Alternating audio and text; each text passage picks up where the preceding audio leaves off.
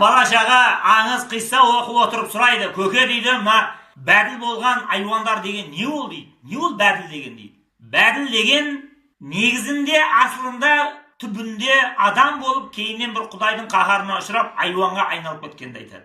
Мысалға, тараздан жесең тасбақа боласың, жынды суды ішсең, ешкінің лағына айналып кетесің, көп іше берсең, доңызға айналып кетесің деген сияқты әңгіме ғой енді. Соның бір қиссасын баяндап берейін. Әл-Қисса Нұх пайғамбардың заманында Тәңір Тағаладан оған бір пәрмен келді дейді. Ей Нұх, мына сенің қауымыңның бәрі ардан, иманнан, ұяттан, ожданнан кетті бұлардың бәрі. Бұлар енді тұқым тұқиянмен құриды, ертемен топан су жіберем. Тек мына арына құлақ түрген, мына ар ұятына кішкене сәлде болсын еге болған адамның ұрпақтарымен мына аң, айуан, жан-жануардың бәрі тірі қалады, қалғанның бәрі кетеді топан суға қарық болып тұншығып. Сен бір кеме соқ деп айтты дейді. Содан енді не керек, Алладан жаңағыдай әмір келгеннен кейін Нұх тұрды, дәу бір таудың басына бәйтеректі жықты дейді. Сосын жаңағы тақтайлардың бәрін жонып, содан бір дәу, нән, үлкен бір кеме соқты дейді, Құдай самасын. Соны енді ана халық надан ғой енді жүріп, бишаралар түсінбейді, Құдайдың сыры, нұры, оның құдіреті дегенді қайдан біледі олар? Соны келіп сұрады дейді, ей, не істеватсың сен деп. Ей, солай да солай, ертең топан су келеді, мұнаның бәрі енді тіршілік қайттан жалғасады, осының ішінде азғантай иманға келгендерін ғана аман қаласыңдар, қалғанның бәрі кетеді құриды деп дейді.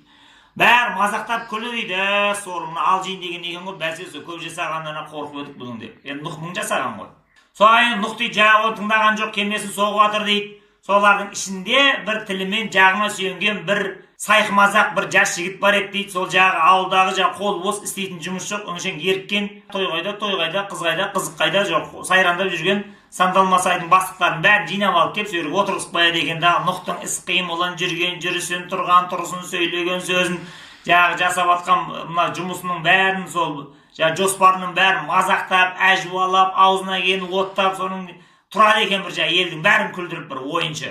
Содан кей кездері Нұхтың жеке басына бір қатты тиіп кететін кездері болады екен, Нұх қорланып жылайды екен. Ей, Тәңірім, құтқарсай мені мына қорлықтан, мына кішкентай мұрынбоқ балдар әбден мазақтап бітірді ғой мен деп. Сонда Тәңір айтады екен, ей, Нұх уайымдама, кім күледі, кім жылайды, әлі ол алда, оқиға енді басталды. Сен кеймен соға бер, қайтесің, сен олар тыңдама. Былжыр сөзге бітеу құлақ деген, кете бер осылай. Соған не керек, Нұх ақыр соғып бітірді дейді. Он Тәңір айтты, ертең топан су қаптайды, қамдан енді. Бірақ бір шартым бар. Бірде бір жануардың тұқымы, бірде бір мақұлықтың бір түрі осы өліп қалмайтын болсын. Бір еуін қалдырмайсың. Бәрі жүп-жүпмен осы аман есен алақанмен осы баптап тұрып алып келесің. Қайттан да қазғұрттан өлбейтін болсын деп айтты дейді. Мақұл деп дейді, ертеңіне жаңағыдай топан су қапта, өзен, дария тасы, төбеден нөсер деген осы шелектеп қиып тұр дейді. Адамдардың бәрі быж-быж ана жерден қашып пішіп жатыр.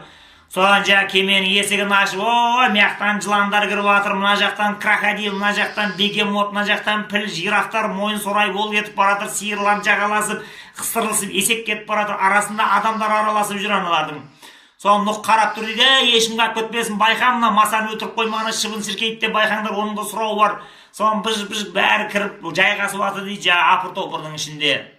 Содан кейін бәр жайғасқаннан кейін Нұх қаратты айтты, ей, түгел ма, ешкім қап кеткен жоқ па, қараңдар тағы деп. Соны бұлай қарайды, ей, түгел болды онда енді. Зәкірді көтеріңдер, қақпаны жабыңдар деп дейді. Сонымен Зәкірді тартты, қақпа кетті жабылып. Ана ақымақ надандар болса, сол таудың басына шықсақ, аман қаламыз деп таудың басына өрмелеп кетті дейді. Қаяқтан саған топан су көтерілген кезде ол бәрі тұншығып, ана дүнияның суын бірақ ішті дейді. Соны бұл дүнияның суы бұлай тұрсын. Содан енді жаңағы енді кеме дейді, теңіздің бетінде бүйтіп қалқып жаңағы енді қазғұрт қайдасың деп сапарын жалғастырайын деп тұр дейді. Сол кезде Жебірейіл періште дейді, бір хайуанның желкесінен ұстап алған, ана бейшара жүргісі келмейді, ана оның желкесінен сүйреп, шыңғыртып, шиқылдатып, бейшараны ойбайлатып осы сүйреп келе жатыр дейді. Сол Нұх көріп шошып кетті дейді, ойпырмай мына хайуанды ұмытып кеттім ба, не болды ертең Құдайдың алдында бұның жауабын қалай берем деп. Ей, Жебірейіл, мен бәрін қараған түгендеген сияқты едім ғой, қарап едім ғой. Мына хайуанды қайдан тауып алдың деп айтты дейді. Жебірейіл айтты, Нұх, уайымдама, сенен айып жоқ, сенен қатал кеткен жоқ. Бұл хайуан кешегі ана сайқымазақ жігіт қой сені мазақтап әжуа қылатын деп айтты дейді. Бұл бәділ болды. Тәңірі Тағала бұны маймылға айналдырды. Баяғыда күлетін еді ғой, қайдағы топан су, қайқа барып жалғаса, топан судан сен қайтып тірі қаласың деп. Енді бұны Құдай осы өзінің көзін өзі куә қылады. Сенің қалай тірі қалып, о қазғұрттан қайтадан сенің жердің бетінде өрбіп, өсіп, өніп, мына тіршілікті жайнатып қоятынды енді өз көзіммен көреді. Мұның да тұқымымен тарайды маймыл болып. Енді адам ұрпағы бұларды сол торға қамап қойып, бұлардың мойнына шынжыр байлап, бұларды сол әртүрлі ойын ойнатып, бұлардың енді өзін мазақ қылады деп айтты дейді. Әне сол Нұх пайғамбарды мазақтап күлген жігіт сол маймылға айналып бәділ болып кетті дейді ғой содан. Әне содан бастап, ей, Құдайдың ондай әулие құлдарын, пайғамбар құлдарын мазақтап күлмеңдер, ақ жүрек адамды келеке қылмаңдар, өзің сондай айуанға айналып кетесің деген әңгіме қалды дейді. Әрине енді бұл бұрынғылардан жеткен әңгіме сөйдейді. Анығын бір Тәңір Тағала өзі біледі. Біздіңкі тек кейінгі ұрпақ, мына алдыңғы ағалар бізге бір есті әңгіме айтып қалдырмады деп ренжімесін деп аз кем сөз шығарып отырмыз әні.